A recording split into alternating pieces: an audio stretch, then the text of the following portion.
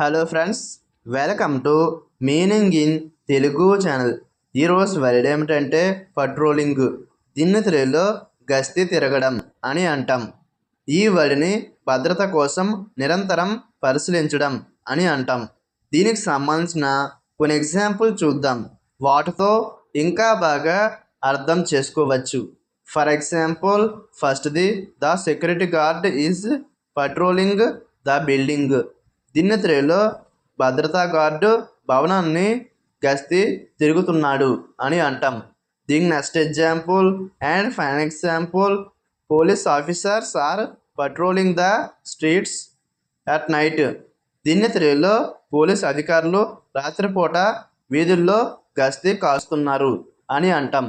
ఈ వీడియో మీకు నచ్చితే లైక్ చేయండి.